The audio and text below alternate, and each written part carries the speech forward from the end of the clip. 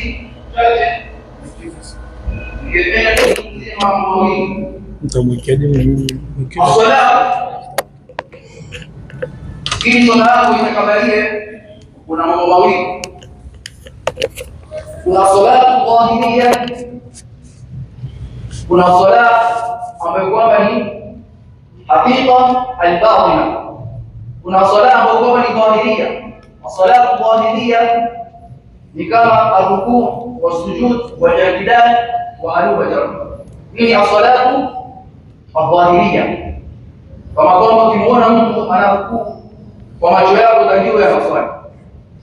Kisha kuna swala ambayo kwamba ni hakika, ambayo kwamba iliyofichikana ni ndani, hauwezi kumjua mtu, ambayo kwamba moja kwa moja inaingia katika amalu alqalb, matendo ya moyo. Hakuna mtu ambaye kwamba anaweza kufahamu kitu kama hichi isipokuwa Allah subhanahu wa ta'ala. Hasa katika vitu hivi viwili, kitu cha kwanza ambacho kwamba ni as-salatu adh-dhahiriyya, vitu hivi vinapatikana kwa yule ambaye kwamba atakayesoma. Lakini ya pili, as-salatu al-haqiqa al-batina, inapatikana kwa mtu mwenyewe. Inawezekana ukasoma ukajua arkani za swala, lakini ukakosa amalul qalb.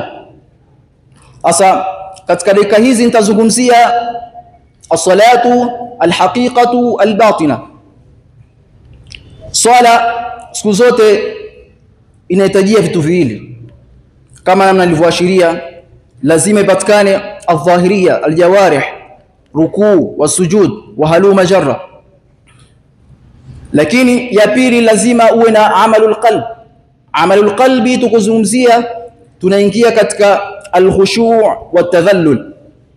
Ukiingia ndani ya swala lazima upate khushu' ndani ya swala, lazima ujidhalilishe kwa Allah subhanahu wa ta'ala, kwamba wewe ni mja wa Allah subhanahu wa ta'ala na wewe ndio mwenye kurejea kwa Allah subhanahu wa ta'ala.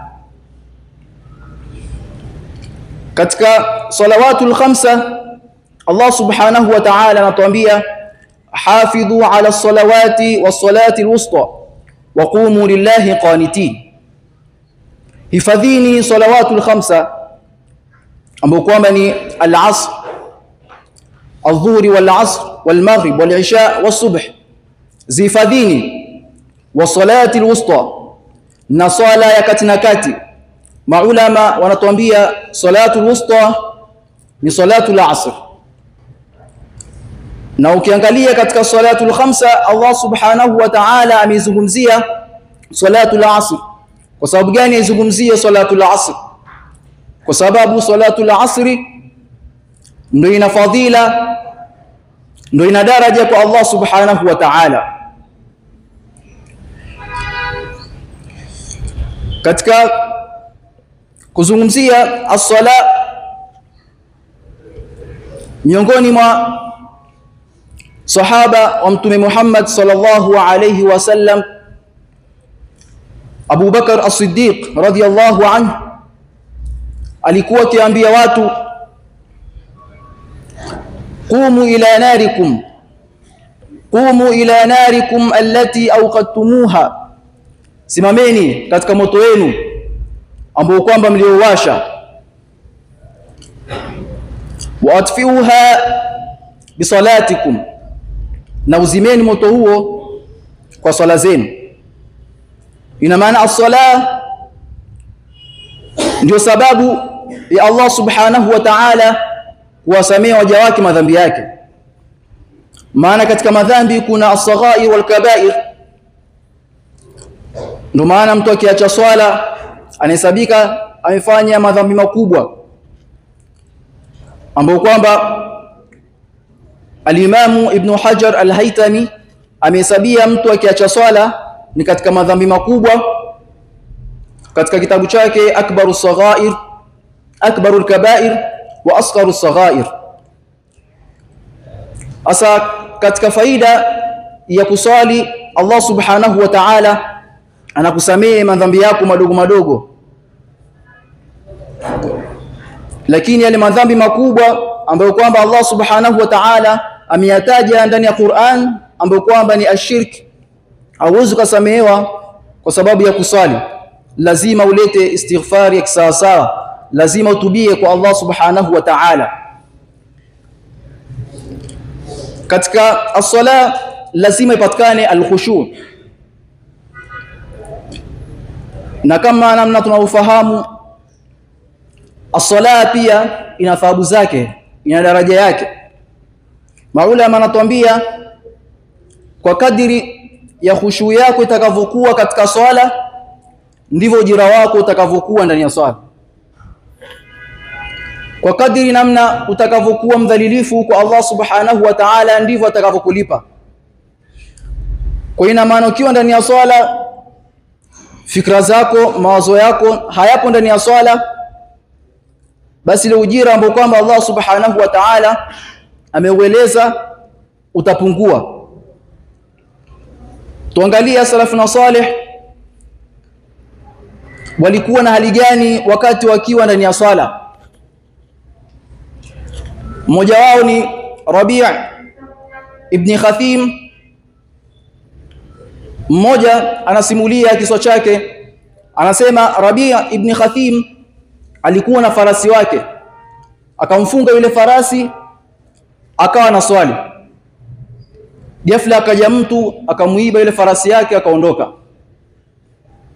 Watu wakaja wakapiga kelele, wakamnadia yule mtu aliyechukua farasi wa Rabi', wakamuita, lakini akaondoka. Baada ya kumaliza as-sala, huyu Rabi' ibn Khathim, watu wakamfuata, wakamwambia, ukumuona mtu aliyechukua farasi wako akaondoka, kwa nini usimtafute ukamchukua farasi wako? Rabi' ibn Khathim akasema, hakika nilimuona mtu aliyechukua farasi wangu, lakini kuna kitu ambacho kwamba kilichonishughulisha, ambacho kwamba nakipenda zaidi kuliko farasi wangu, ambayo kwamba ni as-sala. Mwingine katika salafuna salih alikuwa akiswali ndani ya swala mpaka wanakuja ndege wanatua ndani ya kichwa cha yule salafuna salih, kuashiria ya kwamba ni kiasi gani alikuwa akitulia ndani ya swala, kwa kiasi gani alikuwa akisimama ndani ya swala akipata utulivu, akiwa na khushu ndani ya swala. Kwa hiyo as-sala ndio jambo kubwa ambalo kwamba tunapaswa kulifanya. Ni jambo ambalo kwamba lau kiliacha hasara itakuja kwako, na ndio jambo la kwanza kuhesabiwa mja siku ya kiyama. Tujiulize, swala yangu na yako, je, tunaiswali kisawa sawa, ama tunaswali kwa sababu Allah subhanahu wa ta'ala ametufaradhishia tuswali, basi ndo tunaswali? Tunaswali kama namna Mtume Muhammad sallallahu alaihi wasallam alivyotufundisha? Kwa dakika hizi chache nisingependa kutawalisha maneno, wa ila huna aqul bil ilmi banana al-liqa, bil ilmi khatamna al-liqa, wa bil ilmi wa ila al-liqa. Wa hadha, assalamu alaykum wa rahmatullahi wa barakatuh.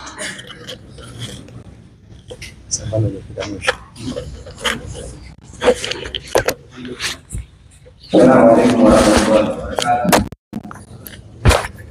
Karibu ya Allah na kumtakia ziada ya rehema kiongozi wa umma Mtume Muhammad sallallahu alaihi wasallam. Ndugu zangu, jana wetu, walimu wetu alikuwa anatuzungumzia ibada ya swala, na ibada hii Allah mwenyewe ndani ya katiba yake alisifu akasema, wa innaha lakabiratun illa ala alkhashi'in. Hii swala hii kuinama na kuinuka, salamu alaykum nimetoka, lakini Allah anasema wa innaha lakabiratun, ni nzito, ni jambo zito, illa ala alkhashi'in, isipokuwa kwa wale wenyekevu. Kama tulivyoambiwa, hii swala unaandikiwa thawabu pale mawazo yako yanapokuwa huko ndani ya swala, unasema iyyaka na'budu, na kweli iyyaka na'budu inatoka ndani ya moyo. Lakini kama itakuwa iyyaka na'budu, wewe unafikiria saa hizi iftari haijakamilika, wewe unafikiria jioni imeshafika, dagaa bado hazijapatikanika, wewe huna swala. Ndio unakuta maana kwamba swala zetu tunazoziswali, kuna watu wanapata 2, kuna watu wanapata 5, kuna watu wanapata 6 mpaka 10 mpaka 100 kutokana na ile khushui jinsi ilivyo. Lakini swali linakuja, bali insanu ala nafsi basira, wewe mwenyewe swala ili iweze kukamilika, kuna kitu kinaitwa arkanu swala, nguzo za swala. Hizo ndio zinasimamisha swala iweze kutimia. Kuna swala ambazo tunazoziona zinaswaliwa, na ukitaka kuziona swala hizi, ndugu zangu, Uislamu unasema la yambaghi liljahil an yaskuta ala jahli wala lilalam an yaskuta ala ilmi.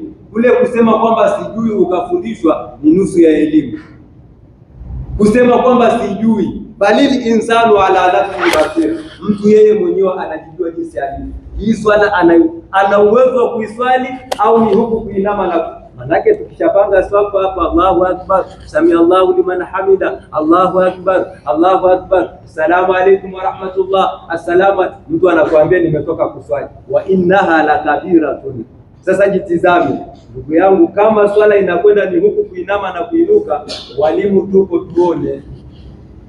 Na nimesema la yambaghi liljahil, haifai kwa mtu mjinga an yaskuta ala jahli, kunyamaza na ule ujinga wake, wala lilalam, wala kwa yule mwalimu, yule shekhe, yule mtu mjuzi, an yaskuta ala ilmi, kunyamaza na ile wewe unaona kitu kinakwenda ndivyo sivyo, alafu bado umenyamaza. Hata kule kwenye udhu,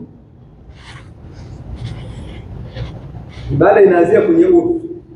Ule udhu, ya ayyuhalladhina amanu idha qumtum ila salah faghsilu wujuhakum wa aydiyakum ila almarafiq wamsahu bi ru'usikum wa arjulakum ila alka'bayn. Ndio hapa ndio swali zangu, muda umemalizika. Lakini kwa hii upande wa swala, bali insanu ala nafsi basira, wewe unajitambua, mimi najitambua. Ukisema sijui, na Sheikh Omar wako, ukisema sijui, kijana wako, fasalu ahla dhikri kuntum la ta'lamun. Inshallah kwa kumalizia, ndugu zangu, ile tuingia ndani ya swala kama tulivyosema, salatu dhuhuri, kwa wale ambao tunafanya salatu dhuhuri hapa, kwamba siku ya Alhamisi ni siku maalum, ni siku tumejiwekea kwa ajili ya kuwaombea wenzetu wale tuliokuwa nao ndani ya msikiti, kwa ajili ya kuombea wazee wetu ambao ndio wametufikisha hapa tulipofika. Alhamdulillah, tumekipata tulichokipata, ni sadaka jaria, na wenzetu hao tunakusudia, Mungu awarehemu na Mungu awape taabu zao. Lakini ninachokumbusha ndugu zangu, siku kama ya leo Mtume Muhammad sallallahu alaihi wasallam ameisunisha, ni vizuri kuwatembelea wenzetu, ni vizuri kwenda kuwazuru wenzetu, ni vizuri kwenda kuwaombea wenzetu.